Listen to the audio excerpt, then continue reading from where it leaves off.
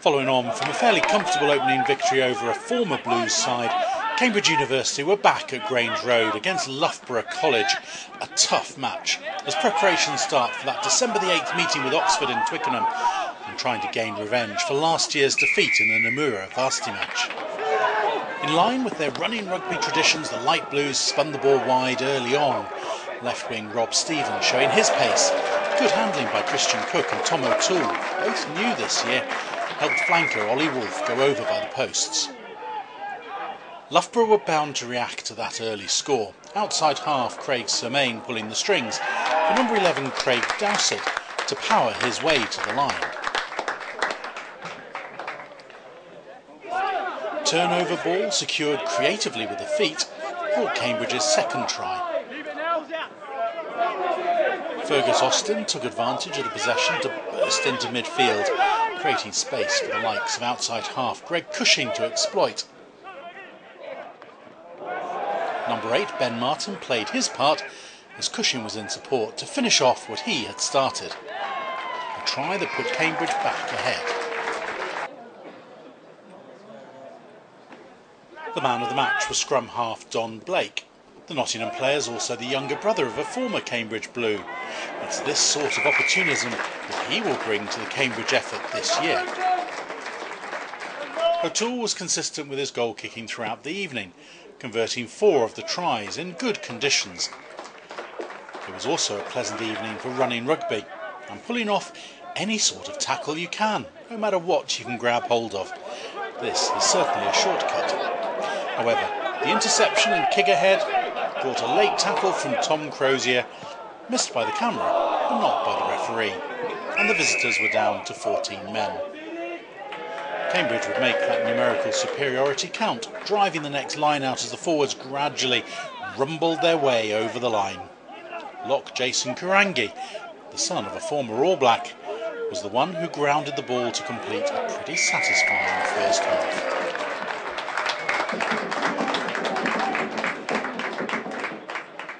There was no question of Loughborough easing off, and this was a physical battle throughout.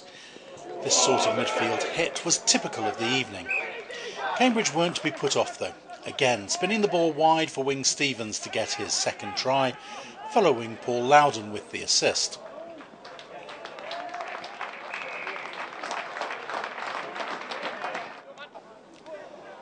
Loughborough kept the pressure up, and this time it was Cambridge who fell foul of the referee.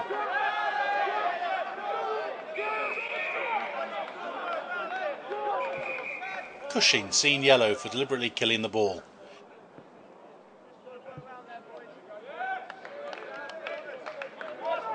The visitors closed the gap, but with Cushing back on, it was Cambridge who finished strongly. Andy Murdoch, O'Toole and Stevens combined for centre Christian Cook to get a well-deserved score.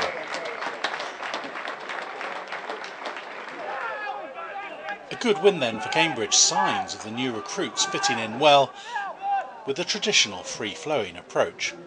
Plenty for the Grange Road crowd to talk about at the end of an entertaining evening of amateur rugby action. Even long-serving head coach Tony Rogers was reasonably pleased with it all.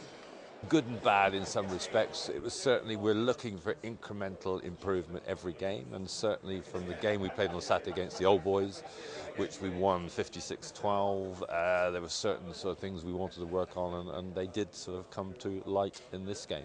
Yes, it was a pleasing result because Loughborough was a very difficult side. I know it wasn't their full team, it wasn't their sort of first team probably, but even so they're very competitive and they obviously want to put one over us up here. And give you quite a lot of confidence as well. You were strong up front and had a bit of pace behind. That's a nice combination. It is, yes, yeah. We've worked on that certainly in the short period of time we've been together. We've only been together about a week.